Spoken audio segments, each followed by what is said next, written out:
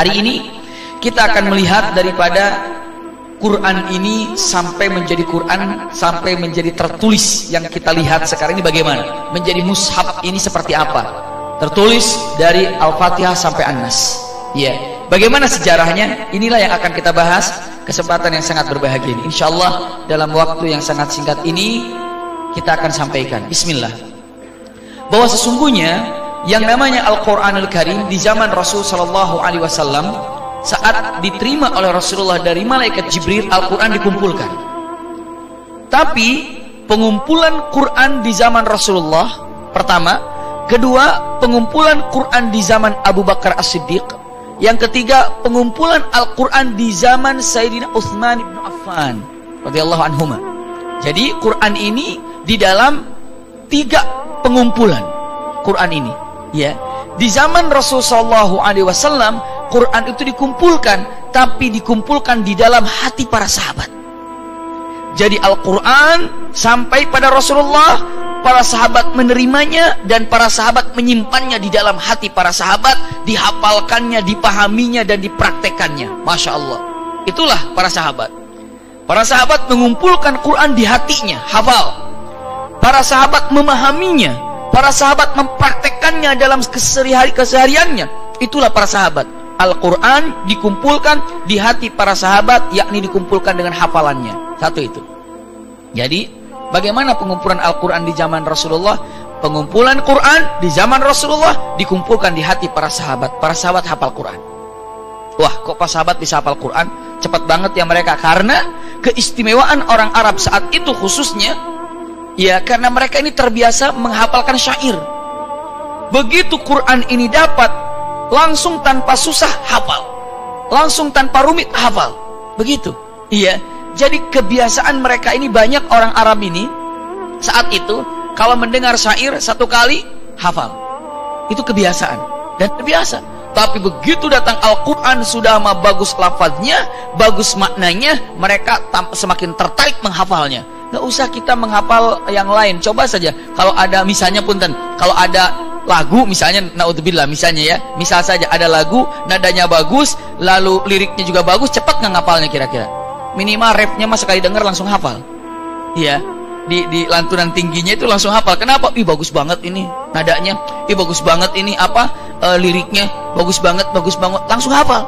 Apalagi mereka yang terbiasa senang terhadap syair-syair, begitu melihat Quran ini keindahannya luar biasa, mereka langsung hafal, mereka langsung mengerti, dan mereka langsung dimasukkan di dalam hati para sahabat.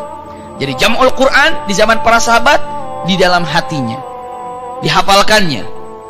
Sangat cerdas mereka. Yang kedua, di zaman Rasulullah juga pengumpulan Quran di zaman Rasulullah memerintahkan ataupun membolehkan bagi para sahabat yang mau menulis Quran, tulislah Quran.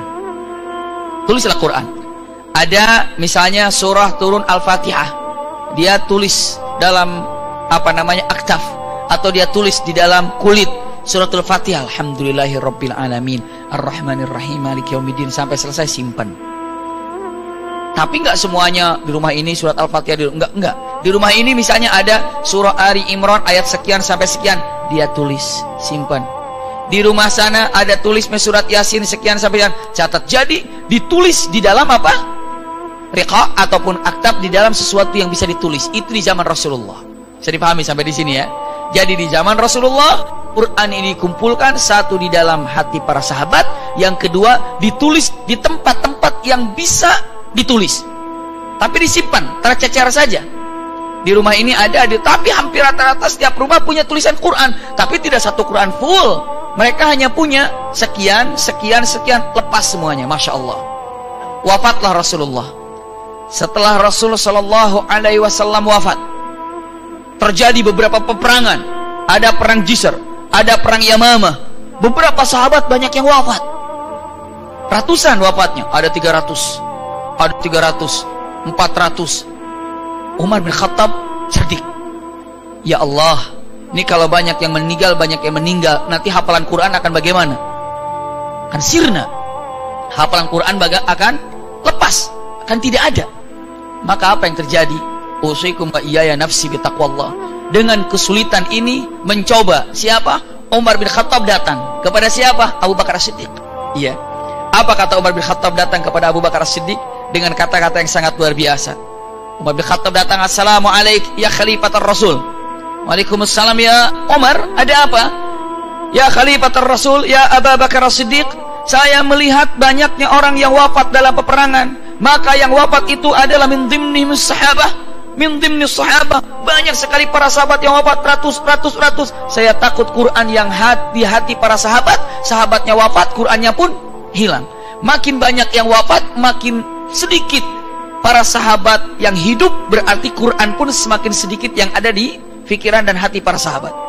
Ya Khalifatul Rasul, saya memandang bagaimana kalau Quran ini kita kumpulkan. Kita kumpulkan Jam'ul Quran. Apa kata Abu Bakar As-Siddiq? Tidak. Jangan. Kenapa? Karena Rasulullah tidak pernah memerintahkan ini. Saya takut melakukan satu perbuatan yang tidak diperintahkan oleh Rasulullah. Ini bid'ah, kata Abu Bakar. Subhanallah, kehati-hatiannya. Tertolak Umar bin Khattab. Tapi Umar bin Khattab melihat, aduh ini bagaimana ini? Sampai Umar bin Khattab melihat nih para sahabat yang cerdas, yang pintar menghafal Quran. Ada fulan, tapi kalau meninggal, siapa? Bagaimana Quran untuk masa yang akan datang? Datang lagi, hampir setiap hari Umar bin Khattab alaha itu apa ya? Kalau ada anak kecil minta mainan sama ibunya, kekeh. Ma, mainan dong, ma, pengen itu, ma. Enggak, pa, mainan, pak. Enggak, akhirnya enggak mau berangkat, duduk aja di situ karena pengen mainan. Itu alaha itu kekeh minta. Ayo dong, Abu Bakar tolong dong. Enggak, ini bid'ah karena Rasulullah tidak mengajarkan begitu. Terus datang lagi, ini bid'ah, saya tidak mau karena Rasulullah tidak pernah memberikan hal seperti ini. Subhanallah. Dengan kecerdasan dan kegigihan Umar bin Khattab, karena kekeh Umar bin Khattab menyampaikan kepada Abu Bakar tanpa berhenti, tanpa bosan. Ya Khalifatul Rasul, bukankah Rasulullah mengatakan alaikum bisunnati wa sunnati khulafaur rasyidin? Bukankah Rasulullah pernah mengatakan kalian harus ikut aku dan ikut daripada sunnahnya khulafaur rasyidin yang 4 ini? Berarti kita ini ada termasuk jalan yang telah diberikan rekomendasi oleh Rasulullah SAW. Jadi seolah-olah mengatakan kalian ikut aku dan ikut sahabatku yang 4. Maka untuk mengikuti kita ini adalah dapat rekomendasi dari siapa? Rasulullah. Jadi kalau kita ini mengaku ataupun mengatur apa dan bagaimana, memang kita sudah diberikan wewenang oleh Rasulullah. Karena hadisnya sahih kan, Rasulullah pernah mengatakan alaikum bisunnati wa sunnatu khulafaur rasyidin al-mahdiyyin. Ini adalah perkataan Rasulullah ya Abu Bakar. Coba renungkan, dan beberapa sahabat membantu perkataan kepada Umar bin Khattab.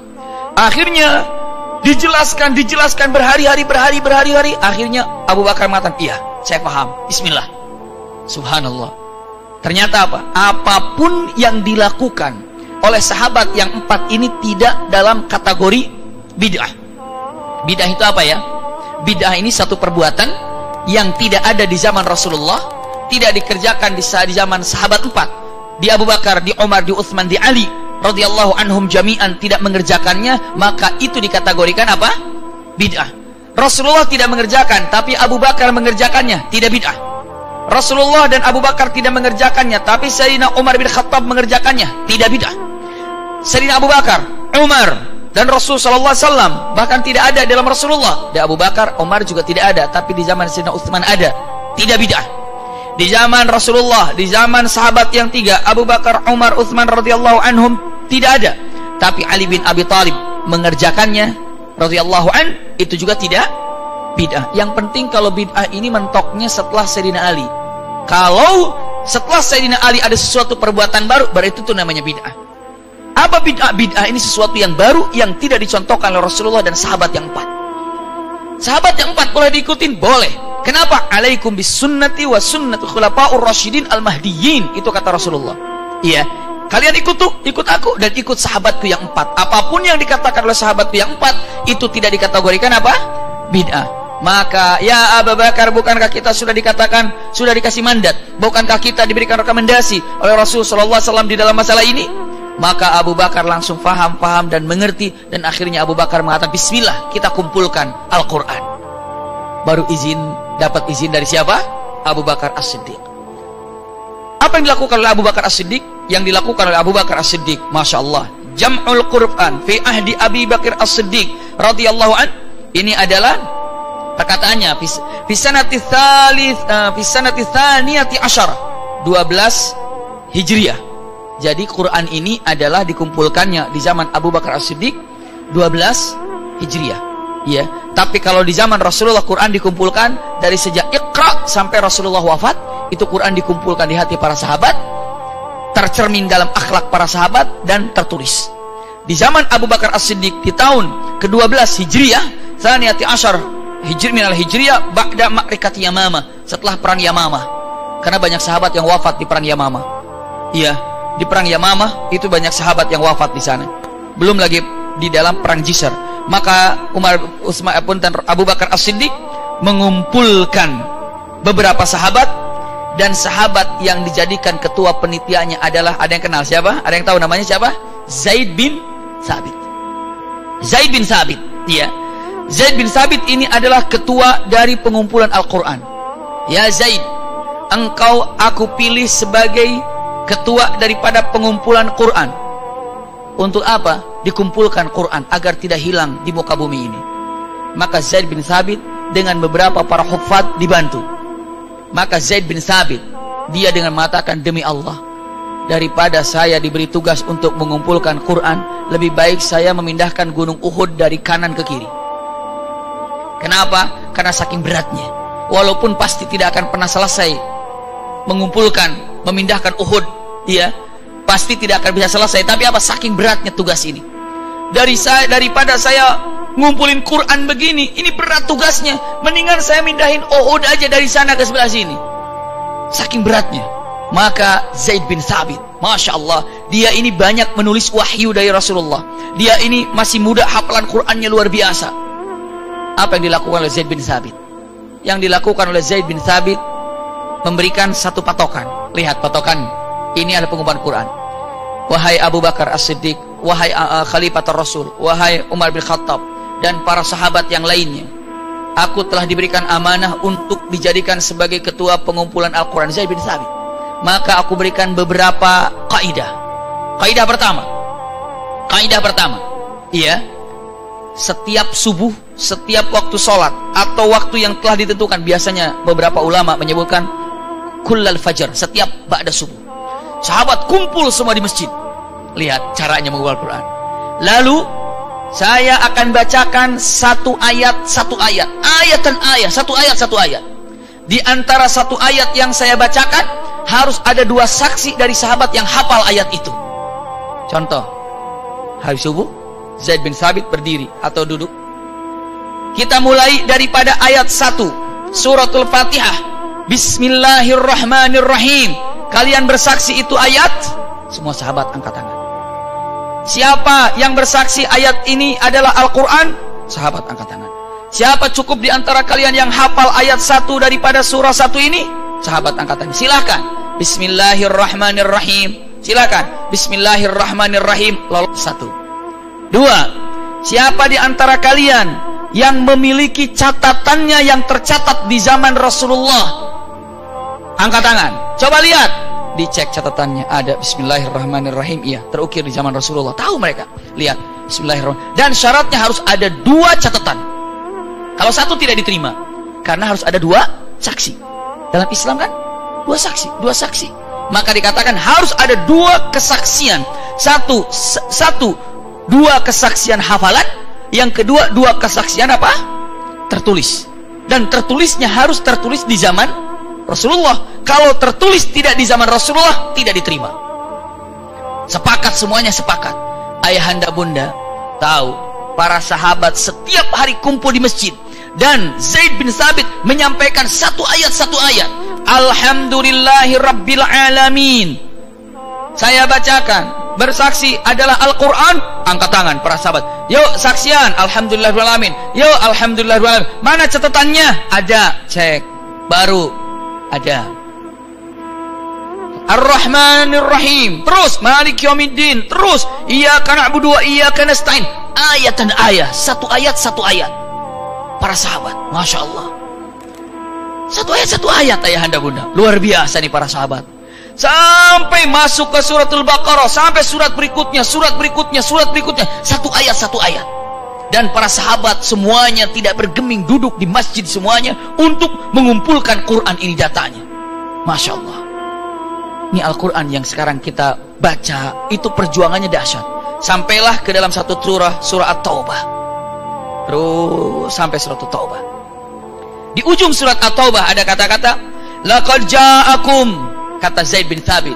Surat At-Taubah dari awal begitu sampai terakhir. Sekarang surat At-Taubah 2 ayat atau beberapa ayat sebelum akhir surat At-Taubah, kata Zaid bin Thabit.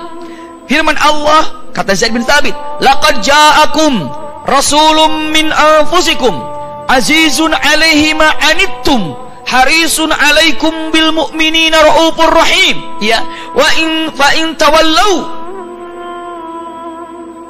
Mana? Fa in tawallau faqulu shadu bi an. Mana tak ayatnya? Saya lepas ini. Fa in tawallau faqul hasbiyallahu la ilaha illa. Faqul hasbiyallahu la ilaha illa. Ini salah catatan saya di sini. Iya, makanya keliru. Pokoknya surat At-Taubah, hasbiyallahu la ilaha illa huwa alaihi tawakkaltu wa huwa rabbul arsyil azim. Iya, ini adalah perkataan dalam surat At-Taubah. Luar biasa. Jadi ketika sudah selesai, tuntas, ya, nyaman, para sahabat berkumpul. Yang namanya siapa? Zaid bin Thabit mengatakan, terakhir daripada surat At-Taubah dengan mengatakan kata-katanya yang disampaikan dan para sahabat kumpul semuanya. Laqad ja'akum rasulun min anfusikum azizun 'alaihi ma 'anittum harisun 'alaikum bil mu'minina raufur rahim. Selesai dibacakan. Siapa yang bersaksi? Ayat Al-Quran. Siapa yang bersaksi daripada ayat Al-Quran? Masya Allah, semua para sahabat berdiri. Tiba-tiba Rasulullah SAW memang sudah wafat tidak? Tapi di sini bercerita tentang Rasulullah SAW. Lalu apa yang dilakukan oleh Zaid bin Thabit? Siapa yang hafal di antara kalian? Angkat tangan. Coba. Laqad ja'akum rasulun min anfusikum azizun 'alaihi ma 'anittum harisun 'alaikum bil mu'minina raufur rahim. Dan setelah ini coba. Laqad ja'akum rasulun. Beres. Tiba-tiba Zaid bin Thabit mengatakan, siapa di antara kalian yang punya catatannya? Gak ada satupun yang punya catatannya. Kembali Zaid bin Thabit bertanya, siapa di antara kalian yang punya catatannya? Gak ada satupun yang punya catatannya. Allahu Akbar. Ulangi lagi, Zaid bin Thabit bertanya mengatakan, ini surat Taubah, di ujung akhir daripada surat Taubah. Apakah di antara kalian ada yang memiliki catatannya? Diam semuanya, yang ada punya catatan. Abu Bakar berdiri. Kata Abu Bakar As-Siddiq, laqad ja'akum rasulun min anfusikum azizun 'alaihi ma 'anittum. Kalian hafal ayat ini? Semua sepakat hafal ya Khalifatul Rasul. Bersaksi kalau ini Quran, bersaksi. Tapi harus ada catatannya. Zaid bin Thabit mengatakan, saya harus lihat catatannya. Nggak ada catatannya, tidak bisa dijadikan ayat. Subhanallah. Akhirnya apa yang dilakukan, kata Abu Bakar? Kita lewat dulu surat berikutnya saja dulu. Nanti kalau sudah ke surat An-Nas, kita balik lagi ke At-Taubah. Terus berhari-hari selesai sampai surat An-Nas, tuntas semua Quran. Lalu Abu Bakar dengan mengatakan, ya Zaid, bagaimana? Sudah dapat? Sudah saya instruksikan setiap hari. Ketika pindah surat, saya selalu tanya kepada para sahabat, siapa yang punya tulisan ini? Ternyata nggak ada. Ternyata nggak punya. Subhanallah. Akhirnya selesai surah yang namanya surat apa? An-Nas, kembali ke belakang. Lalu kata siapa? Zaid bin Thabit dengan ucapan yang sangat tegas sekali, dengan kata-kata yang sangat indah. Kata Zaid bin Thabit, ucapan yang sangat menyejukkan tapi menyakitkan. Wahai kalian sahabat-sahabat Rasul sallallahu alaihi wasallam, alhamdulillah semua sudah tuntas daripada Al-Quran untuk dicatat, untuk dijadikan, disatukan. Tapi demi Allah, ada 2 ayat yang tersisa dalam surat Taubah, dan ini berkaitan dengan Rasul sallallahu alaihi wasallam, kekasih kita. Apakah kalian bersaksi kalau Al-Quran ini adalah apa? Ayat ini adalah ayat Al-Quran? Semua bersaksi.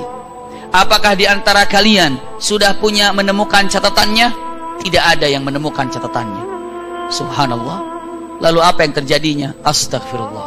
Rasul sallallahu alaihi wasallam sudah tidak ada. Para sahabat berkumpul. Lalu satu hari itu memberikan informasi, jika kalian berkenan, hari ini tolong cari di rumah-rumah kalian, mungkin ada keselip catatan satu ayat ini, untuk menunjukkan Al-Quran. Besok subuh kumpul. Tapi kalau tidak ada, berarti 2 ayat ini kita keluarkan. Keluarkan dari mana? Dari Al-Quran. Subhanallah. Saya katakan di sini, subhanallah. Iya. Setelah itu apa yang terjadi? Begitu subuh hari. Kalau sekarang subuh tidak sama dengan dulu. Kalau sekarang subuh udah mulai ada terang lampu. Di sana gelap. Siapa yang terjadi? Pada waktu itu malam-malam Abu Bakar berada di samping. Lalu siapa lagi? Zaid bin Thabit ada di depannya, bersampingan dengan Abu Bakar As-Siddiq. Menyampaikan, sudah selesai sholat subuh langsung bertanya siapa? Zaid bin Thabit. Ayuhan nas, ini adalah subuh, dan ini adalah pertanyaan yang aku sampaikan kepada kalian.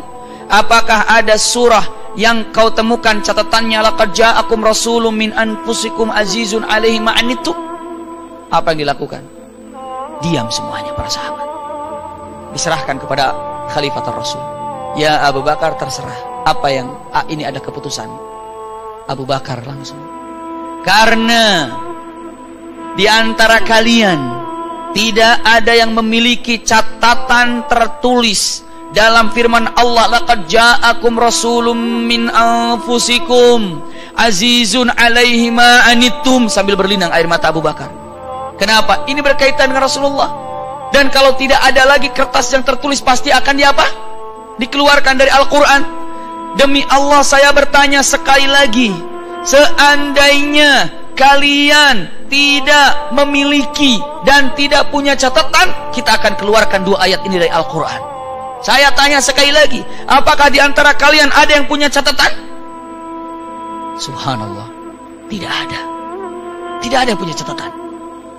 Abu Bakar sekali lagi bertanya, sebelum kami keluarkan ayat ini dari Al-Quran, siapa yang punya catatan? Angkat tangan. 1 orang berdiri, tapi agak jauh berdiri, gelap-gelap. Dia jawab mengatakan, saya. Semua melirik semuanya. Saya melirik semuanya. Kamu punya? Kenapa tidak berdiri dari kemarin-kemarin, dari dulu-dulu? Dia jawab, aku cuma punya 1 catatannya, sementara yang diperlukan 2. Saya nunggu, siapa tahu ada yang punya 1 lagi. Kalau punya 1 saya berdiri, tapi ternyata saya punya 1 dari dulu, saya pegang, dan saya punya 1 tulisannya yang tertulis di zaman Rasul. Abu Bakar As-Siddiq mengatakan, ya Rabb, ada 1, silakan ada 1 lagi. Gak ada yang punya. Gak ada yang punya. Lalu setelah itu, coba yang punya 1 ke depan, pengen tahu bagaimana tulisannya. Yang 1 itu maju ke depan, maju ke depan, maju ke depan, maju ke depan, maju ke depan. Begitu maju ke depan, Abu Bakar berlinang air matanya dan bertakbir dengan kerasnya, disertakan dengan takbir para sahabat. Allahu Akbar, Allahu Akbar, Allahu Akbar, sambil tangannya menunjuk laki-laki ini. Allahu Akbar, Allahu Akbar, Allahu Akbar.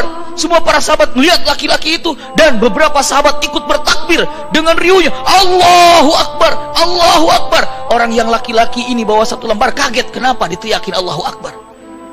Ada apa? Lalu Abu Bakar mengatakan, hada, ini. Ada apa? Dia bilang, hada Abu Khuzaimah Al-Ansari, Abu Khuzaimah Al-Ansari. Ini adalah Abu Khuzaimah, ini Abu Khuzaimah, ini Abu Khuzaimah. Para sahabat berlinang air matanya, termasuk Abu Bakar. Abu Huzaimah masih bingung, kenapa? Setelah itu apa? Ya Abu Huzaimah, kemari. Datang kemari. Abu Huzaimah berdiri di samping Abu Bakar As-Siddiq. Kamu lupa? Abu Huzaimah mengatakan, demi Allah aku nggak ingat apa-apa. Kan manusia kalau lupa tuh ya lupa. Aku nggak ingat apa-apa. Kamu lupa, aku lupa. Kamu nggak ingat, aku nggak ingat apa-apa. Langsung Abu Bakar mengingatkan kejadiannya. Ya Abu Huzaimah, ingat kejadianmu dengan Rasulullah. Itu Abu Huzaimah lupa asli. Apa ya? Para sahabat ingat semua. Beberapa sahabat sambil berlinang air matanya langsung mengatakan, ingat sahabat-sahabatku, ingat sahabat-sahabat Rasulullah. Dulu, nih punten, diingatkan, saat Rasulullah belanja di tempat orang Yahudi, begitu belanja di tempat orang Yahudi, Rasulullah sudah dibayar berapa jumlah uangnya, lalu barangnya telah diambil, Rasulullah sedang jalan, Yahudi bilang, Muhammad kamu belum bayar. Muhammad kamu belum bayar. Punten, berbuat curang sama Rasulullah. Muhammad kamu belum bayar. Rasulullah ngelirik, aku kan udah bayar tadi. Dia bilang, belum, kamu belum bayar. Bayar. Rasulullah, aku sudah bayar tadi. Kamu belum bayar. Sudah. Tawa. Kenapa? Menertawakan Rasulullah dalam keadaan panik begitu. Aku sudah bayar. Belum Muhammad. Ketawa-ketawa. Dicemoohkan. Tiba-tiba kata orang, mana saksinya kalau kamu sudah bayar? Mana saksinya? Islam kan saksi. Mana saksinya? Aku nggak perlu saksi 2 orang, 1 orang saja saksinya kalau kamu sudah bayar. Mana saksinya? Tiba-tiba keluar Abu Huzaimah dari sana. Aku saksinya. Aku saksinya. Aku saksinya. Lalu Rasulullah melihat Abu Huzaimah Al-Ansari. Rasulullah senyum dan memegang Abu Huzaimah Al-Ansari, mengatakan, kamu saksi kalau aku sudah bayar. Lalu Abu Huzaimah mengatakan, ya Rasulullah, dengan kesaksianku engkau sebagai Nabi, tidak mungkin engkau berdusta ya Rasulullah. Aku akan menjadi saksi, apapun terjadi pasti engkau adalah hak, pasti adalah benar. Al-Quran sudah mengatakan kalau itu adalah benar, kalau itu adalah Nabi, nggak mungkin dusta. Maka aku sebagai saksi apapun untukmu ya Rasulullah. Aku saksinya dia telah bayar. Diamlah orang Yahudi itu. Dan Rasulullah membawa Abu Huzaimah Al-Ansari dengan senangnya. Lalu dibawa ke masjid. Ikut aku ya Abu Huzaimah. Datang ke masjid. Persis di masjid di mana saat itu Abu Huzaimah berdiri di situ. Sekarang Rasulullah dulu membawa ke masjid dan ada beberapa sahabat sedang kumpul di masjid. Lalu Rasulullah berdiri ke depan, sahabat sedang duduk.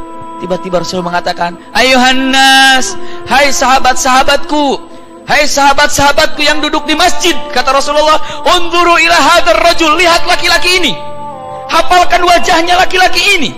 Lihat laki-laki ini, hafalkan wajahnya laki-laki ini. Semua para sahabat lihat wajahnya. Ini adalah Abu Huzaimah Al-Ansari. Namanya laki-laki ini adalah Abu Huzaimah Al-Ansari. Ingat, aku berikan keistimewaan kepada dia. Wa idza syahida fasyahiduhu kasyahidain. Apabila nanti kelak dia bersaksi, maka kesaksiannya sama dengan 2 orang kesaksian. Allahu Akbar. Rasulullah mengatakan, fa idza syahida fasyahiduhu kasyahidain. Kalau dia kelak bersaksi, masa kesaksian dia itu sama dengan kesaksian 2 orang. Anda kalau sudah mendapatkan kesaksian dari Abu Huzaimah, cukup 1. Kenapa? Karena dia sama dengan 2 orang. Abu Huzaimah nangis, dia kata, sadaqah Rasulullah, sadaqah Rasulullah. Semua para sahabat langsung berteriak, Allahu Akbar. Dan langsung Abu Bakar membawa kertas itu yang bertulisan ayat itu. Dia katakan, laqad ja'akum rasulun min anfusikum azizun alaihi ma anittum harisun alaikum bil mu'minina raufur rahim. Dipegang jadi gini. Maka saat itu langsung kata Abu Bakar As-Siddiq mengatakan, ya Zaid bin Thabit, masukkan ini ke dalam ayat. Seperti Abu Huzaimah menjaga Rasulullah, dan ayat berkaitan Rasulullah pun dijaga oleh Abu Huzaimah Al-Ansari. Itu kan tentang Rasulullah. Telah datang kepada diri kalian seorang Nabi yang selalu keluh kesah, tidak pernah nyenyak tidurnya, tidak pernah kenyang makannya, memikirkan umatnya, ummati, ummati, ummati. Ya kan? Ini adalah keistimewaan tentang ayat Rasulullah tiba-tiba akan dihilangkan. Karena apa? Karena tidak ada saksi dalam tulisan. Ternyata ada saksi tulisan daripada Abu Huzaimah Al-Ansari. Seperti itulah Abu Huzaimah menyelamatkan ayat daripada tentang Rasulullah. Seperti itu juga dulu Abu Huzaimah menyelamatkan Rasulullah dari fitnah siapa? Orang-orang Yahudi. Masya Allah. 1 ayat, 2 ayat. Setelah itu apa? Dimasukkan dan disimpan. Maka selesailah pengumpulan apa? Al-Quran di zaman Abu Bakar As-Siddiq. Tapi pengumpulan Al-Quran di zaman Abu Bakar As-Siddiq bukan ditulis, bukan ditulis. Tapi begini, suratul Fatihah mana catatannya? Simpen. Jadi tidak tertulis. Dalam satu Quran itu satu ruangan. Ini misalnya Quran yang tertulis surat Al-Baqarah ayat 1 sampai 3 taruh sini, ya. Terus ada lagi ini tertulis di mana? Tadi di kulit 1 sampai 3 taruh sini. Ini 4 sampai 5 taruh sini. Ada dalam apa? Dalam misalnya ditulisnya di dalam batu, taruh di sini. Tulisnya dalam kulit, simpan di sini. Ditulis di dalam kain, simpan di sini. Jadi tidak tertulis mushaf, tapi dikumpulkan. Makanya Baitul Quran itu satu rumah. Isinya Quran itu apa? Satu rumah. Jadi kalau ingin tentang Quran, itulah Quran. Di mana? Satu rumah. Dan di situ Al-Baqarah pojok sini, Ali Imran di sini. Misalnya kan Az-Zumar taruh di sini, Al-Fatihah taruh di sini. Ini. Jadi sekumpulan Quran itu disimpan. Bisa dipahami itu ya? Jadi kalau mau masuk lihat Quran, masuk ke rumah itu Al-Baqarah, oh itu kumpulan Al-Baqarah. Ngumpul di situ, lihat mana Al-Baqarah. Oh, ini di Al-Baqarah. Ada yang tertulis di mana? Ada yang tertulis di dalam kertas, ada tertulis di dalam daun, tertulis di dalam namanya apa lagi? Kulit, tertulis di dalam batu, pokoknya ditulis semuanya. Al-Baqarah, Al-Fatihah. Jadi satu ruangan. Itu adalah di zaman siapa? Abu Bakar As-Siddiq. Masya Allah, itu al-jam'u. Jadi mengumpulkan di zaman Abu Bakar As-Siddiq, Quran dikumpulkan setelah melalui daripada panitianya siapa? Zaid bin Thabit. Masya Allah. Ini yang keberapa? Kedua, pengumpulan Quran di zaman Abu Bakar As-Siddiq. Di zaman Umar bin Khattab, Al-Quran jalan, tidak ada masalah. Di zaman Umar bin Khattab, perluasan Islam itu dahsyat sekali. Zaman Umar bin Khattab, perangan, pembukaan, kemenangan. Sampai yang namanya di zaman Umar bin Khattab, Islam itu nyampe ke Afrika. Islam itu nyebar sampai ke Rusia. Sampai, waduh, pokoknya di zaman Umar bin Khattab, kemenangan demi kemenangan. Dan Quran ini, punten, di zaman itu masih dalam 7 huruf. Al-Quran dalam 7 huruf. Dalam perkataannya yang disampaikan oleh siapa? Oleh Rasul sallallahu alaihi wasallam mengatakan, laqad anzalallahu al-Quran wa mithluhu ma'ah. Al-Quran telah diturunkan dan hadis juga telah diturunkan sepertinya. Tapi ada perketerangan dari Rasul sallallahu alaihi wasallam mengatakan, anzalallahu al-Quran bi sab'ati ahruf. Quran diturunkan dalam 7 huruf. Maksudnya apa? 7 huruf itu apa ya? Saya sampaikan, mudah-mudahan ibu bapak bisa memahami pertanyaan ataupun perkataan ini. Di zaman Sayyidina Utsman bin Affan, Quran itu masih dalam 7 huruf. Maksudnya 7 huruf itu apa? Begini, saya gambarkan dulu. Kalau mudah-mudahan bisa dipahami oleh ibu dan bapak, 7 huruf ini beda dengan qiraat sab'ah, bukan 7 bacaan Quran, bukan 7 huruf. 7 huruf ini adalah 7 dalam 7 bahasa. Quran itu 7 bahasa. Maksudnya apa? Contoh sekarang, misalnya contoh untuk dipahamkan saja. Quran turun di Indonesia, ya, bahasa ininya bahasa Indonesia. Tapi ada Quran yang mana di situ bahasa Sundanya. Quran di situ berkaitan beberapa kalimat bahasa Jawanya, bahasa Acehnya, bahasa Iriannya, begitu. Tapi pegangannya adalah bahasa Indonesia. Al-Quran atau berkaitan dengan lahjah. Ini pernah terjadi dalam satu hadis Rasulullah SAW sahih. Umar bin Khattab jadi makmum kepada Hisham ibnul Hakim. Ini dia, biar tahu dulu sejarahnya. Umar bin Khattab jadi makmum, imamnya adalah Hisham ibnul Hakim di zaman Rasulullah. Tiba-tiba Hisham ibnul Hakim membaca satu surah yang tidak pernah didengar cara bacaannya, sehingga hampir saja Umar bin Khattab mau membatalkan dan mau memukul Hisham. Tapi dia sabar. Selesai sholat, baru tarik. Kamu baca Quran apaan tadi? Aku tidak pernah mendengar Quran yang dibacakan Rasulullah seperti itu. Hisham mengatakan, justru aku mendengar dari Rasulullah bacaan ini.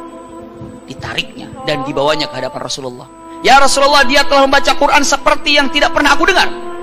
Baca Hisham. Dibaca. Kata Rasulullah, seperti itu Quran diturunkan. Baca Umar. Baca, kata Umar bin Khattab. Setelah itu Rasulullah mengatakan, seperti itu juga Quran diturunkan. Sesungguhnya Quran diturunkan dalam 7 huruf. Punten. 7 huruf maksudnya apa ya? Karena orang Arab dan orang Arab lahjanya lain. Punten. Contoh, ini salah satu contoh saja. Misalnya kabilah Hudzail itu tidak bisa nyebut ha. Ha tidak bisa. Maka ha diganti sama apa? Pakai ain. Ha itu diganti pakai ain. Jadi kalau setiap huruf ha dalam Al-Quran untuk kabilah Hudzail bacaannya pakai ain. Misalnya hatta hin. Kalau kabilah Hudzail membaca hatta hin, atta'in. Begitu. Ya. Sampai hari ini orang Arab ada yang tidak menggunakan huruf apa? Qaf. Qaf itu diganti pakai jim. Kadang-kadang pakai a. Lahja Mesir kadang qalbi, tidak qalbi tapi albi. Albi, iya. Sampai hari ini pun masih ada lahja begitu. Dulu apalagi ada yang tidak bisa nyebut ha ganti ini, ada yang tidak bisa nyebut fa ganti ini. Nggak usah jauh-jauh. Berapa banyak di negeri kita nggak bisa nyebut ain, bilangnya nga. Ya kan? Alhamdulillahirabbil alamin, dia tidak bisa. Alhamdulillah ngalamin. Ngalamin lagi, tahu ngalamin apa?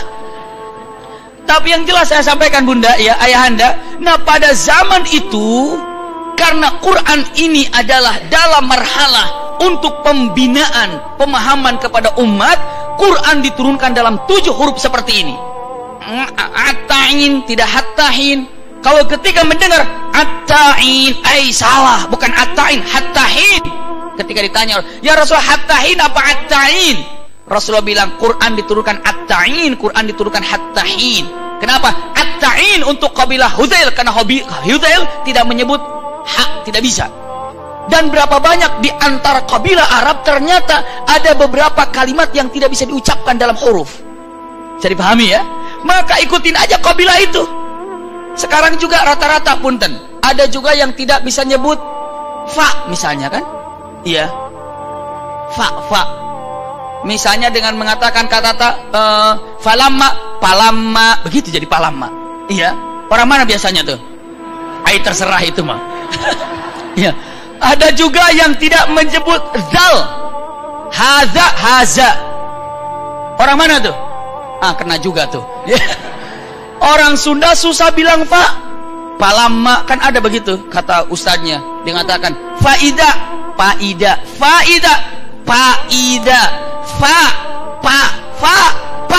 pecahkan, katanya.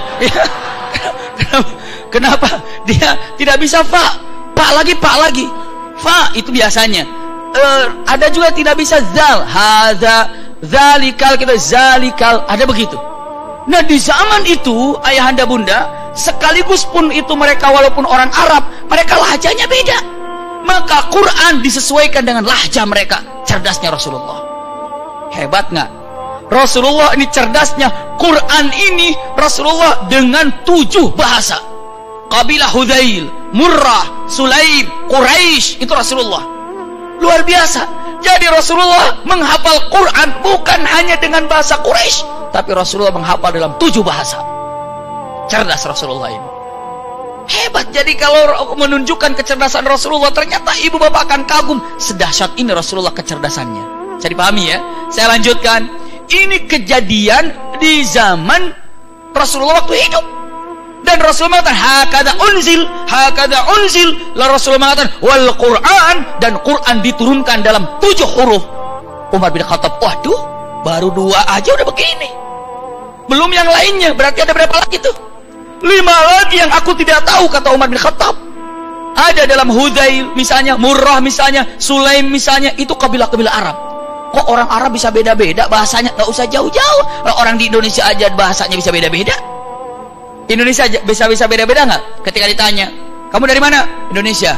Kamu dari mana? Indonesia. Coba ngomong daerah masing-masing, bingung dua-duanya. Yang satu Aceh, yang satu Sunda. Nggak usah jauh-jauh, antara Jawa dengan Sunda aja, Jawa Barat, Sunda itu dengan Jawa Timur aja beda. Atos aja udah beda kerjaannya, bilangnya. Atos keras, atos sudah. Ayo silakan makan.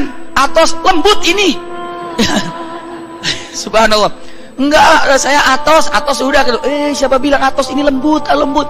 Subhanallah. Tahu, saya pernah ketika di Jawa Timur waktu, kalau jangan itu apa artinya? Sayur. Begitu saya duduk, ini jangan, ini jangan, ini jangan. Semua jangan. Saya makan apa ini? Karena saya nggak tahu. Kalau sekawan itu berapa? 4 kan? Kalau kita kan 2 sekawan tahunya. Saya datang di Jawa Timur, Ponorogo tuh, bikin sosokan, nasi goreng, sekawan, 4 keluarnya. Kan 2 sekawan itu, subhanallah. Jadi isinya beda-beda kayak gitu. Nah bayangkan untuk ibu dan bapak memahami dengan mudah saja, Quran diturunkan dalam 7 huruf ini maknanya apa bunda ayahanda? Ternyata Quran ini diturunkan, maksud dalam 7 huruf ini artinya adalah, bisa diartikan para ulama 7 bahasa. 7 bahasa kabilah. Ternyata Islam semakin menyebar di seluruh dunia. Apa yang terjadi? Quran menyebar. Kalau yang berdakwah di situ adalah kabilah Murrah, maka Quran gaya Murrah. Bisa dipahami ya? Kalau yang menyebar di situ ustadznya, misalnya kiainya atau alimnya berasal dari kabilah, misalnya kabilah Hudzail, maka gaya bacaannya adalah Hudzail. Kalau para ulama sahabatnya mah gak ada masalah, tahu. Tapi untuk murid-muridnya, begitu ketemu muridnya Hudzail sama muridnya Murrah, kok gitu bacaannya? Saya mah dari guru saya nggak begitu. Ah, kamu salah, kamu gurunya siapa? Sahabat. Ah, sahabat manaan? Enggak, saya dari sahabat kok. Dan Islam menyebar, pembacaan Quran makin banyak berbeda, menyebar. Disitulah punten seorang sahabat Rasul Shallallahu Alaihi Wasallam jeli, ya. Ini di zaman siapa? Utsman bin Affan. Di tahun as-sanatul khamisatu wal ishrin 25 Hijriah, ya. Sahibul fikrah, idenya Hudzaifah ibnu Yaman. Hudzaifah ibnu Yaman melihat ribut, bacaan ribut, sampai mengatakan yang paling baik itu Quran dalam kabilah Hudzail. Enggak, Quran yang paling baik itu dari kabilah Murrah. Enggak, Quran paling baik itu dari kabilah Sulaim. Enggak, kabilah yang paling baik itu dari kabilah Bani. Oh, macam-macam. Maka akhirnya Hudzaifah ibnu Yaman, sahabat Rasul, datang kepada Utsman bin Affan. Ya Amirul Mukminin, sebelum umat terpecah dengan bacaan Quran, satukan Quran. Jam'ul Quran, satukan Quran. Zaman Rasulullah kan Quran disatukan di hati para sahabat. Ya, di zaman Abu Bakar Quran disatukan dalam catatan, disimpan dalam satu rumah. Di zaman Utsman bin Affan, satukan Quran. Maksudnya disatukan, satukan dalam satu bahasa saja. Jangan nanti berbeda-beda. Ini sekarang ini kalau dibiarkan, Quran akan berkembang dengan 7 bahasa. Bayangkan kalau masih ada 7 bahasa itu kemari, aduh macam-macam. Belum kita qiraat sab'ah aja susah. Kalau ada di beberapa masjid, subhanallah, imam yang sangat menguasai qiraat sab'ah, tidak apa-apa.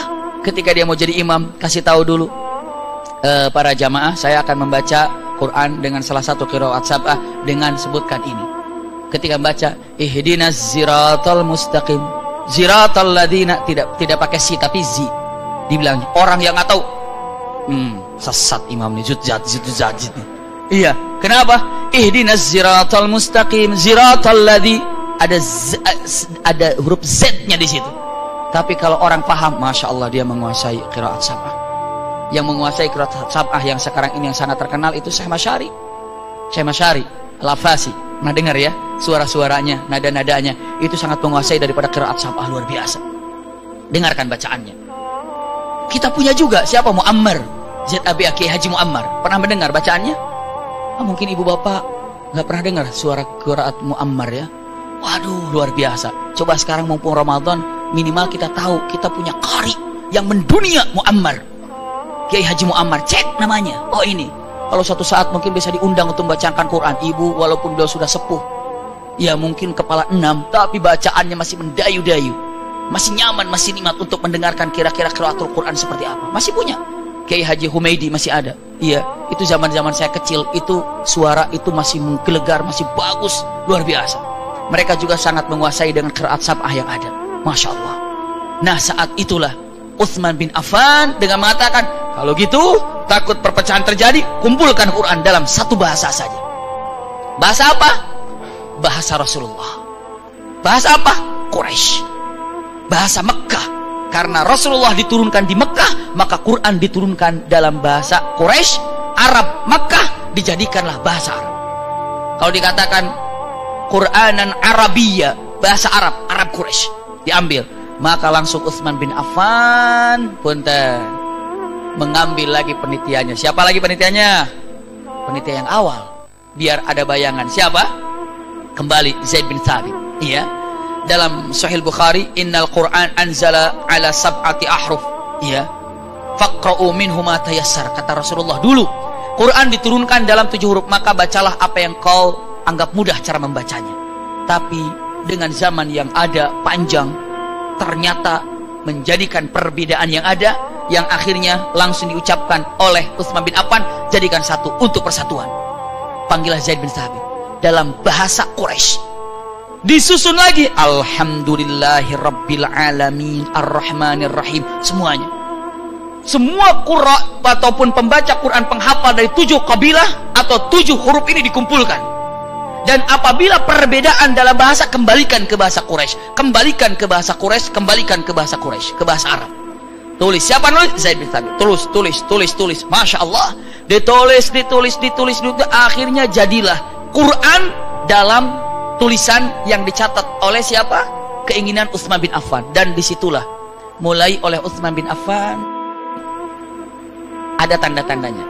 Dulu antara ba, ta, sa nggak ada tandanya, begitu saja semuanya.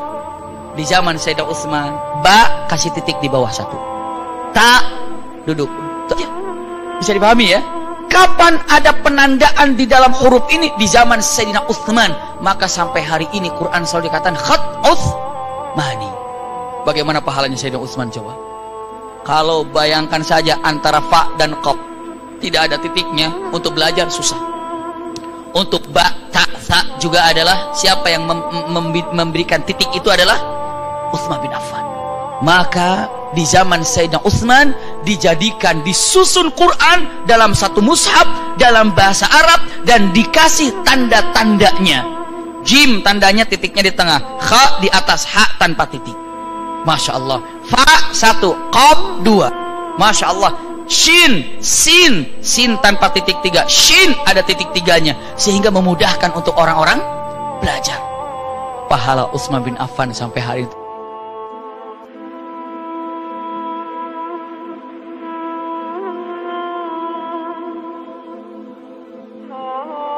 terus mengalir. Berikut juga pahala daripada siapa yang ingin mengumpulkannya. Allahu Akbar. Dan setelah itu bagaimana yang 6 ini? Yang 6 ini oleh Utsman bin Affan mengatakan ini adalah mengundang perpecahan, bakar, musnahkan, hilangkan. Seolah-olah dalam kalimat itu, sayang banget dibakar ya, padahal biarin aja ada. Kalau ada, waduh, udah kalau ada satu bahasa saja Arab yang kemekahkan, Arab ke Quraisy saja, aulia aja bingung kan artinya. Aulia bisa itu, aulia. Baru kata bayangkan kalau dalam 7 huruf. Bisa beda lagi nggak kira-kira artinya? Bisa beda lagi. Dengan menyebutkan satu saja dalam bahasa Arab. Masya Allah. Bahasa Arab Quraisy. Setelah itu dijadikan, yang lainnya hancurkan. Kenapa? Untuk menyatukan umat. Demi menyatukan umat. Bersatulah umat dengan satu Al-Quran, bahasa yang ada sekarang ini. Ibu mau kemanapun, bapak mau kemanapun, orang Nigeria baca Al-Fatihah begitu, orang Rusia baca Al-Fatihah begitu, orang dari Hong Kong Muslim baca Al-Fatihah begitu, Indonesia baca Fatihah juga begitu. Semuanya bacaannya sama, iya. Hanya lahjah daerah itu kadang masih ada di kita. Sama.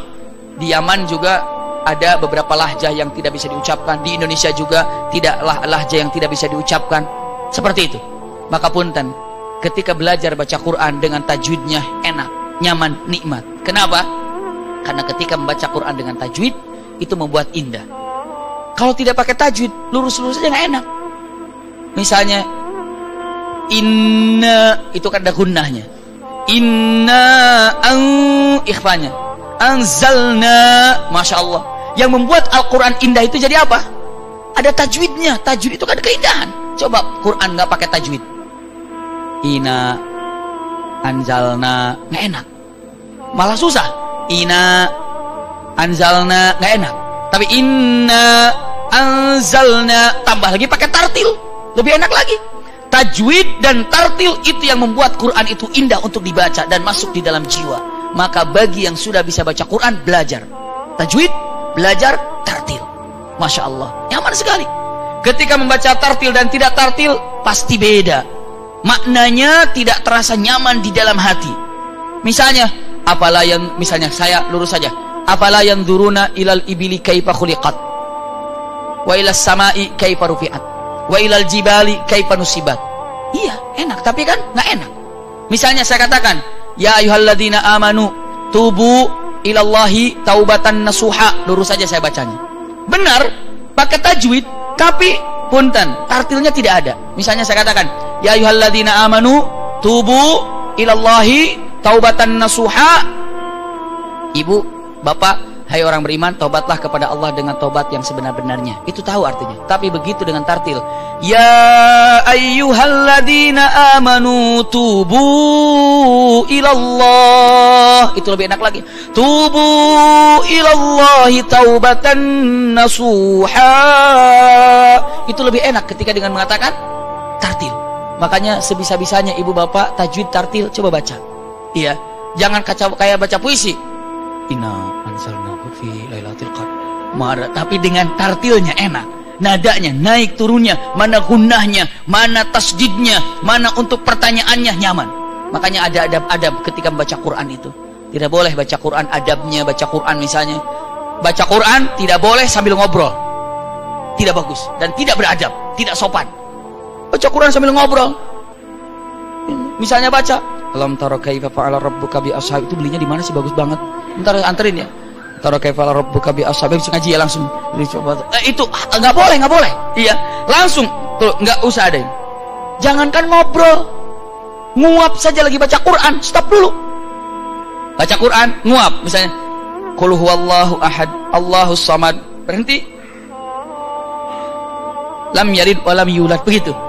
Jangan qul huwallahu ahad, Allahu lam yalid wa lam yulad wa lam yulad. Itu nggak boleh, iya. Jadi nguap saja, stop dulu. Ngobrol nggak boleh. Adab dari Quran, dan Quran taruh di sini. Nanti kita akan belajar untuk adab-adabnya seperti apa Quran itu bagaimana, iya. Taruh di atasnya, itulah Quran. Jadi pertemuan pertama sudah. Ini Al-Quran yang kedua atau sejarah Quran yang keduanya saya gambarkan, saya sampaikan. Terus apa lagi? Jadikanlah Quran. Masya Allah. Dan Quran dicetak dalam beberapa mushaf ataupun dalam beberapa kumpul, dikumpulkan, dibagikan ke beberapa negara besarnya saat itu. Mesir simpan satu, Irak simpan satu, untuk jadikan maraji. Sebagai apa maraji itu, apa ya? Sebagai rujukan. Sebagai rujukan, di sana rujukan, pokoknya semua samakan. Selain itu bakar, habiskan demi menyatukan persatuan. Masya Allah. Ternyata Utsman bin Affan untuk menyatukan persatuan, yang 6 hanguskan. Kenapa? Demi persatuan. Islam itu sangat mencintai persatuan. Demi persatuan 6 hilangkan, demi persatuan. Quran padahal itu, ya demi persatuan. Betapa Islam itu mencintai dan menghormati sebuah persatuan. Itu dalil untuk menyatukan umat yang indah ini. Masya Allah. Ini adalah Al-Quran akhirnya dikumpulkan. Di mana? Luar biasa. Di dalam mushaf. Di zaman siapa? Di zaman Utsman bin Affan. Masya Allah. Saya lanjutkan. Selanjutnya itu apa? Tadi kan mutawatir. Mutawatir sudah jelas ya. Nomor berapa sekarang? 7. Masih ingat nggak? Oh, lupa, udah kelamaan ya. Ya, tapi yang ke-6 saya sampaikan bahwa yang ke-6 ini adalah al-manqul ilaina bitawatir. Jelas kepada kami, sejarahnya sampai. Itu yang ke-6. Yang ke-7, Quran ini apa? Kan kita sedang berbicara definisi Quran kan? Jangan-jangan lupa lagi ini sedang bicara apa? Iya, definisi Quran. Iya. Yang nomor 7-nya adalah betul al-mutahaddi bi aqsari surah minhu, yang mana dalamnya Al-Quran itu ada tantangan bagi orang yang meragukannya. Ada dalam firman Allah Subhanahu wa taala, "Qul la in ijtama'atil insu wal jin ala ayatu bimithli hadzal Qur'an apa? La ya'tuna bimithlihi walau kana ba'dhum li ba'dhin dhahira."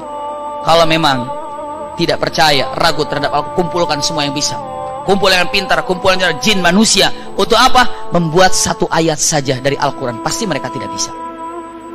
Walaupun mereka saling bantu. Ada lagi dalam firman Allah Subhanahu wa taala, "Wa in kuntum fi raibim mimma nazzalna ala abdina." Lanjutkan. "Fa'tu bisurah. Fa'tu bisuratin min mithlih wad'u syuhada'akum min dunillahi in kuntum shadiqin." Iya, dengan menyebutkan kalau memang Anda ini bisa dan benar, coba kumpulkan semuanya, orang-orang, jin, manusia, semuanya, untuk membuat satu surah saja. Pasti tidak akan pernah bisa. Saya tanya punten, ibu bapak, ini tantangan dari Allah kepada manusia. Sejak kapan tantangan ini? Sejak dulu. Sampai hari ini masih ada ayatnya? Masih? Sampai hari ini ada yang bisa buat? Gimana coba gagahnya Quran? Ini nggak dibuang ayat ini.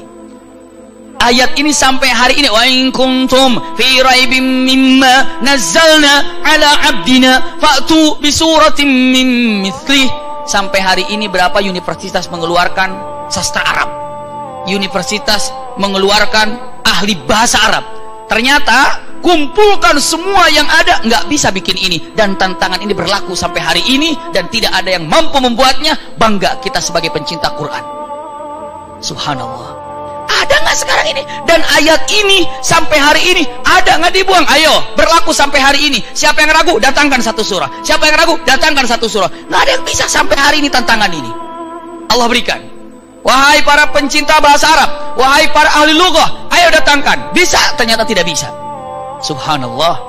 Ini dikatakan kata-katanya luar biasa. Bahasanya luar biasa. Punten, berarti tidak pernah ada yang namanya dalam Al-Quran la raiba fihi. Pernah mendengar kisah seorang profesor dari Mesir? Saya senang sekali menyampaikan kisah profesor dari Mesir ini. Beliau ini keluarga muslim keluarganya, tapi dia dari Jerman sampai mengambil S1, S2, S3 sampai profesor. Kalau profesor S4 ya apa bukan? Iya, pokoknya jadilah profesor. Subhanallah. Subhanallah, dia ini sudah menjadi seorang profesor yang sangat luar biasa. Apa yang dia lakukan? Dia dengan tegas mengatakan, mumpung liburan, saya mau ke kampung nenek moyang saya. Di mana kampung nenek moyangnya? Mesir. Di Mesir itu banyak orang Nasrani. Datanglah ke Mesir. Begitu mendarat di bandara, dia duduk di taksi sambil dia mikir, mumpung di Mesir, liburan 1 minggu, kira-kira dapat ilmu apa ya? Penasaran sama Quran. Belilah Quran sama tukang taksinya. Tolong dong beliin Quran 1. Ya udah, berhenti dulu, belikan Quran 1. Ini Qurannya. Ini yang dibilang firman Allah itu ya? Iya. Ini Qurannya Muslim ya? Iya. Dibaca. Begitu dibaca, ibu bapak kalau perhatikan Quran, Al-Fatihah dan Al-Baqarah beberapa ayat saja berada di depan. Satu kotak gitu kan? Dia bilang, oh, apaan ini diginiin? Lainnya semua sama. Dia tanya sama tukang supir taksi, bang, ini apa sih? Dibedain segala? Muqaddimah ya? Nanya dianya. Ya, tukang supir taksi juga yang jawab aja, iya itu muqaddimahnya. Oh, muqaddimah. Muqaddimah. Dibaca alhamdulillahirabbil alamin arrahmanir rahim maliki yaumiddin, selesai. Baru Al-Fatihah. Begitu dia tulis alif lam mim, lanjutkan. Dzalikal. Masya Allah. Hebat keluarga Rumil nih, hafal Quran semua. Saya regreg. Tahu regreg? Seneng gitu ya, tenang baca Quran sampai lanjutkan dzalikal kitabul la raiba fihi hudal lil muttaqin. 10 ayat ke depannya mah diem semua. Itu macet 10 ayat ke depannya. Tapi di situ ibu bapak dengan bangga, ini orang ini baru baca. Sengaja agar ibu bapak mengetahui ini yang namanya profesor baca. Dzalikal kitabul la raiba fihi hudal lil muttaqin. Kata-kata la raiba ini jadi masalah buat dia. Kenapa? Quran ini adalah Quran yang tidak ada keraguan di dalamnya. Dia bilang, kata-kata baru saya ngeliat muqaddimah gini. Setiap buku muqaddimahnya penulis ngomong gini, maaf-maaf kalau ada kata-kata salah. Maaf-maaf kalau ada kekeliruan tulisan. Maaf kalau silang pendapat, menerima saran. Muqaddimah itu ada begitu, tapi ini Quran ini benar semuanya. Ini pede banget yang nulis ini. La raiba fihi, dzalikal kitabul la raiba fihi, tidak ada keraguan di dalamnya. Berarti apa? Benar semuanya. Dia bilang, kamu pernah baca Quran semuanya? Supir taksi, ya pernah. Paham semuanya? Ya enggak. Dia tanya, emang Quran benar semuanya? Nah, kalau kamu tanya Quran itu benar semuanya, saya yakin yang jawab iman benar semuanya. Tapi kamu nggak pernah menghafal semuanya, tidak pernah memahami semuanya. Saya tidak memahami semuanya, tapi kalau ditanya benar semuanya, iman saya jawab itu benar semuanya. Bisa dipahami gitu kan? Coba kalau saya tanya sama ibu bapak, Quran ada yang salah di dalamnya? Emang hafal ibu semua? Enggak. Siapa yang jawab itu? Iman. Iman. Oh, ada kesalahan di Quran? Nggak ada. Wah, Quran salah, kafir. Yang begitu kan? Tapi kamu hafal nggak Quran? Enggak. Yang hafal berapa ayat? Trikul itu kulhuk, kul audzubirah, kul audzubirah. tapi dia nggak terima. Iya, tapi dia nggak terima. Kalau dibilang Quran itu salah, nggak terima. Tapi kalau dibilang Quran yakin bener. Tapi kalau hafalan, ya mentok di situ. Seperti itu kan? Ini sama tukang supir taksi juga itu. Kalau kamu tanya sama saya hafal Quran, saya enggak. Kalau kamu tanya saya ngerti Quran, saya enggak semuanya. Tapi kalau kamu tanya kepada saya Quran itu benar, saya jawab benar semuanya. Masya Allah. Loh kenapa? Iman saya mengatakan itu. Iman pada Allah dan ini firman Allah, nggak ada yang salah. Langsung memperpanjang liburannya si profesor itu. Mau nyari apa? Mau nyari kesalahan Quran. Diam di Mesir, ini kisah yang disampaikan oleh guru kami, dosen kami, ya. Diam di Mesir, tinggal di Mesir beberapa lama. Subhanallah. Tinggal di Mesir, dia cek satu ayat. Begitu menemukan kekeliruan, dia garis bawahi kekeliruan, garis bawahi. Semua setelah dibaca satu ayat, satu Quran yang garis bawah oleh dia yang jadi masalah, dia cari jawabannya sendiri. Kalau bisa jawab sendiri, dia lepaskan. Gitu kan? Dan udah kagum semuanya. Setiap yang disalahkan terus dia dapat jawabannya, ternyata benar. Dia ketemukan sesuatu yang salah, ternyata dapat jawabannya, ternyata benar. Cuma ada satu masalah, dia bilang, yang tidak bisa dapat dimengerti sama dia. Itu adalah masalah semut. Kan ada surat An-Naml. Dalam apa tuh? Dalam kisah Nabi Sulaiman alaihissalam. Begitu Nabi Sulaiman datang, wa qalatin namlu, seekor kali. Seekor semut bicara mengatakan, "Hai para semut, udkhulu masakinakum, masuk kalian ke rumah-rumah kalian, hatta yahtimannakum Sulaiman wa junud." Hai para semut, masuk kalian ke lubang semuanya, masuk semuanya. Jangan sampai kita ini terinjak sama kerajaannya Sulaiman. Yahtimannakum, tahattomat itu pecah. Tahattomat artinya itu pecah, berantakan. Kalau kata-kata pecah itu hanya bagus untuk kaca. Ya kan? Kalau ini ada kaca misalnya pecah, bagus. Iya. Kalau misalnya gitu, kalau kaca pecah itu bagus. Tapi kalau yang namanya besi, apa? Pecah bukan? Pecah besinya kurang bagus. Tapi lazimnya besi itu apa? Patah. Kalau kena panas mungkin meleleh gitu ya. Tapi ini dibilang, awas masuk. Kenapa? Jangan sampai nanti Sulaiman datang menginjak kami dan kita semua pecah, hancur. Orang mengatakan, kenapa dibilang pecah? Masuk dalam pikirannya, lalu diangkatlah. Dia bilang, setelah saya menemukan Quran beberapa kalimat, saya bisa menemukan satu kesalahan Quran dari semuanya. Dia bilang apa? Yakni semut mengatakan pecah, padahal yang namanya pecah itu buat kaca. Kalau semut itu patah, mati, kenapa harus pecah gitu ya? Diangkat di Mesir. Jawab oleh ulama Mesir. Dia bilang, siapa yang mengatakan Quran salah? Itu, profesor itu. Apa dia bilang? Dia bilang katanya semut dibilang dirinya pecah. Padahal yang namanya pecah itu buat kaca. Berarti bukan salah, tapi kurang pas Quran mengatakannya. Bisa dipahami ya? Quran tidak pas untuk mengucapkannya. Debat. Enggak, pecah itu boleh untuk mati, gini, pecah kepala saya patah, kepala saya hancur, bisa. Jadi terserah kalau semut mau bilang pecah, hancur, mati, binasa, itu terserah. Itu hanyalah bahasa kosakata, begitu aja. Keluar Syekh Zindani, jagonya. Gini aja deh. Itu semut apa itu? Semut padang pasir. Iya, yuk kita ambil semut padang pasir. Begitu dicek semut padang pasir, senyum. Kenapa? Tahu kan? Semut padang pasir ini adalah 95% unsur kaca tubuhnya. Masya Allah. Yang ngomong itu kan semut. Dan semut bilang pecah karena dirinya tahu kalau dirinya itu unsur kaca. Makanya ini dia bilang pecah karena semut itu unsur kaca paling banyak. Gak usah semut padang pasir. Ibu tangkap semut, bapak tangkap semut. Kalau di lab dicek, dicari, ternyata 60% unsur kaca rata-rata tubuhnya. Makanya dia bilang apa? Pecah. Kenapa? Dia tahu sendiri. Kata Syekh Zindani, lah semut yang ngomong ya semut tahu sendiri. Lalu semut yang berbicara dia tahu kalau dia itu unsur kaca. Dan semut itu bicara atas wahyu dari Allah Subhanahu wa ta'ala, atas yang disampaikan oleh Allah. Maka semut tahu dirinya kaca. Maka Al-Quran juga mengatakan pecah. Kenapa? Semut yang bicara dan ternyata tidak ada salahnya. Apa yang dilakukan profesor ini? Gara-gara semut dia bilang, asyhadu an la ilaha illallah wa asyhadu anna Muhammadar Rasulullah.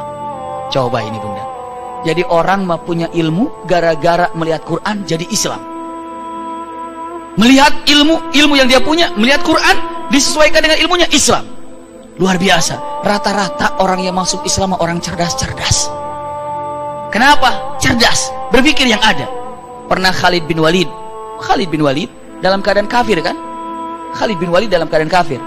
Lalu setelah itu Rasulullah SAW menyampaikan kepada abangnya Khalid, mana Khalid? Masih di Mekah, kafir. Lalu kata Rasulullah apa? Aw mithli Khalid aqluhu la yahdi ilal Islam. Apakah sosok Khalid yang cerdas, yang pintar, akalnya tidak menunjukkan ke dalam keislaman? Seolah-olah Rasulullah mengatakan, kalau Khalid ini benar-benar cerdas, kalau Khalid ini benar-benar pintar, sebentar lagi dia akan mendapatkan iman. Kenapa? Karena akalnya akan membimbing dia dalam keimanan. Jadi orang yang cerdas itu yang meraih keislaman. Kenapa? Mengerti sebenarnya apa. Sudah jelas kok, nyata, kebenaran itu ada. Dalam Al-Quran juga digambarkan bahwa sesungguhnya Quran itu nyata dan kebenarannya ada, bain semuanya. Tapi ya itu dia, usikum wa iyaya nafsi bitaqwallah. Sampai hari ini ayat ini masih menggelegar dalam telinga kita setiap masjid. Wa in kuntum fi raibim mimma nazzalna ala abdina fa'tu bi suratin min mithli. Ayo datangkan. Ternyata tidak bisa sampai hari ini. Ini nomor berapa? 7. Dan nomor 8. Quran ini diturunkan atau tercatat dari apa? Dari apa?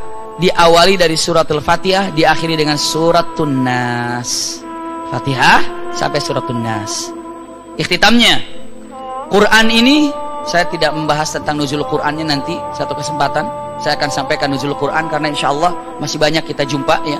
Saya akan sampaikan dulu nama lain daripada Quran. Nama lain daripada Quran. Pertama Al-Quran, pastinya dalam Al-Quranul Karim dalam suratul Isra ya. Inna hadzal Quran yahdi lillati hiya aqwam. Ini adalah kata-kata Quran. Al-Quran juga disebut Al-Furqan. Tabarakalladzi nazzalal furqana ala abdihi. Ini adalah dikatakan Furqan. Ya, liyakuna lil alamina nadhira. Lil alamina nadhira. Ini adalah Furqan. Ada juga Quran dikatakan Al-Kitab. Ini ada juga dzalikal kitabul la raiba fihi. Ini nama-nama selain Quran. Juga Quran dikatakan Adz-Dzikr. Ya, dalam surat Al-Hijr, inna nahnu nazzalna adz-dzikra. Inna nahnu nazzalna dzikra. Dzikra ini adalah nama daripada Quran. Quran juga disebut Nur. Ya, fa'aminu billahi wa rasulihi wan nur. Nur itu artinya di situ apa? Quran. Jadi Quran bisa disebut dengan kata-katanya adalah Quran, Furqan, Al-Kitab, Adz-Dzikr, An-Nur, itu Quran. Iya, itu adalah Quran. Insyaallah kapan kita bukber? Besok kita bukber. Saya tidak akan bahas yang panjang-panjang. Kalau ibu bapak ada kesempatan, silakan untuk sama-sama mengkaji. Kira-kira jam 4:30 ya kita mulai. 4:30. Kajian kita ini adalah Masya Allah, ahlullah, keluarga Allah yang ada di bumi. Ibu bapak jangan protes dulu, keluarga Allah kan Allah itu lam yalid wa lam yulad wa lam yakul lahu kufuwan ahad. Memang ada keluarganya di muka bumi ini? Ada. Ahlullah. Dalam hadis Rasulullah SAW, ada keluarga Allah yang tinggal di bumi ini. Siapa mereka? Ahlul Quran. Masya Allah. Kalau ada sepetak tanah dijadikan tempat sholat, dijadikan masjid, disebut tempat itu apa? Baitullah. Ya kan? Baitullah, rumah Allah, disebutnya penghormatan kepada tanah itu disebut Baitullah. Nabi yang mau disembelih, siapa? Nabi siapa? Nabi Ismail, disebutnya Dzabihullah. Masya Allah. Nabi Ibrahim itu disebutnya Khalilullah, kasih Allah. Ya kan? Nabi Musa disebutnya adalah Kalimullah, yang diajak bicara oleh Allah langsung. Nabi Muhammad disebutnya siapa? Habibullah. Masya Allah. Kita Ahlul Quran disebutnya Ahlullah, keluarga Allah. Mau dijadikan keluarga Allah, Al-Quran. Bagaimana agar kita bisa menjadi derajat Ahlullah atau dengan keluarga Allah? Sabtu jawabannya, insya Allah. Iya. Sekarang Sabtu kan? Sabtu jawabannya, tapi isinya Minggu. Iya. Sabtu jawabannya, isinya di hari Minggu. Iya. Besok Ahad ya. Subhanallah, nggak terasa ya. Hari Ahad tanggal berapa itu? Tanggal 4. Masya Allah, berarti kita saum hari ini sudah hari ke 8, ke-9. Besok berarti ya. Insya Allah besok kita akan mempelajari tentang bagaimana agar kita bisa menjadi ahlullah, keluarga Allah, derajat tinggi, sampai dikatakan ahlul Quran. Masya Allah. Mudah-mudahan ayahanda bunda, singkat dari apa yang saya sampaikan, kesempatan yang sangat berbahagia ini, mudah-mudahan ada manfaatnya. Kita sudah tahu bagaimana jam'ul Quran di zaman Rasulullah, di zaman Abu Bakar, di zaman Utsman bin Affan. Setelah itu dilanjutkan lagi tadi nama-nama Al-Quran. Nomor 7-nya itu adalah Quran di dalamnya ada yang menantang tantangan bagi orang yang tidak percaya. Lalu yang ke-8-nya, Quran ini ditulis dari Al-Fatihah sampai surat Nas, ya. Selanjutnya bukan hanya setelah itu, tadi saya sampaikan apa nama-nama lain daripada Al-Quran. Untuk Ahad yang akan besok berarti di dalam bukber, buka bersama 4:30 kita sudah mulai insyaallah kajiannya. Itu adalah Ahlul Quran. Seperti apa Ahlul Quran? Apakah saya termasuk Ahlul Quran atau tidak? Insya Allah besok. Selanjutnya Kamisnya lagi, emang Kamisnya lagi kita ketemu ya nanti. Kamisnya lagi kita akan berbicara tentang khasaisul Quran. Quran itu sebagai apa? Quran itu sebagai apa sebenarnya dalam hidup ini? Itu banyak yang keliru. Kadang-kadang orang Quran itu hafalnya hanya ayat ruqyah doang, buat ngeruqyah aja gitu. Al-Quran itu hanya yang dibaca tuh Yasin aja gitu. Yang dibaca itu hanya surah apa tuh biar nggak fakir, itu biar nggak miskin, surat apa tuh? Tuh hafal ya, aja dibacanya gitu. Itu aja dibacanya. Emang kenapa sih? Nah kita kan khasaisul Quran. Quran itu sebagai apa sih kekhususannya? Ini Quran tuh dalam Islam utamanya Quran diturunkan sebagai ini, Quran sebagai ini, Quran ini, Quran ini. Jadi ibu tahu melihat Quran itu buat apa? Seperti ibu kalau saya tanya garam buat apa? Jawabannya apa? Masa kalau garamisin buat apa? Buat obat mata ya? Nah seperti itu kan sama-sama garam, cuma kasarnya beda. Tapi yang jelas Quran itu buat apa? Quran buat ini, Quran buat ini, Quran buat ini. Ternyata oh Quran tuh gini khusus. Kekhususannya Quran itu jangan sampai keliru. Iya, kulkas buat naro makanan, lemari buat naro baju. Iya, misal lemari juga, lemari baju, lemari sepatu, lemari apa. Jadi jangan sampai mengartikan Quran ini dengan salah. Yang tahu sekarang Quran, oh kalau kamu mau ini baca ini, Quran ini, seolah-olah Quran itu dipilah-pilah, dipilih-pilih. Tapi lihat keutamaan Quran apa, dan kita akan lihat bukan hanya sekedar keutamaannya, tapi akan kita bahas adalah insya Allah besok kita ingin menjadi Ahlul Quran. Mudah-mudahan kita bisa bergabung dan kembali untuk mempelajari daripada sejarah daripada Quran bagian ketiganya insya Allah. Jazakumullah khair ala husni istimaikum. Ini yang sekarang apa yang baru nih? Di tulisan ini Ibu Sri, oh yang kemarin ini ya, yang kemarin, tapi nggak apa-apa untuk didoakan lagi. Ibu Sri Wulandari, Ibu Ririn yang wafat di sakitnya itu sudah cukup lama ya, wafat tanggal 27 Mei 2017. Suaminya juga suka hadir di sini, biasanya istrinya juga almarhumah suka hadir di sini. Kadang-kadang putrinya pun kalau lagi acara abnai selalu hadir di rumah kami. Kalau kami lagi mengadakan acara anak-anak, ya beliau suka hadir, putrinya pun dan keluarganya. Tapi sekarang istrinya ataupun Ibu Rini telah wafat. Semoga Allah terima iman Islamnya. Allahumma gfir laha warhamha wa'afiha wa'fu anha. Allahumma ja'al qabraha rawdatan min riyadil jinan wa la taj'al qabraha hafratan min hafari niran. Amin ya rabbal alamin. Dan semoga kita pun bisa menikmati saum qiyam kita, saum kita di bulan Ramadan ini, dan Ramadan ini akan jauh lebih baik daripada Ramadan yang sebelumnya. Amin ya rabbal alamin. Ini saja yang saya dapat sampaikan. Jazakumullah khair ala husni istimaikum. Lakum minni al-hubbu wa du'a. Wassalamualaikum warahmatullahi wabarakatuh.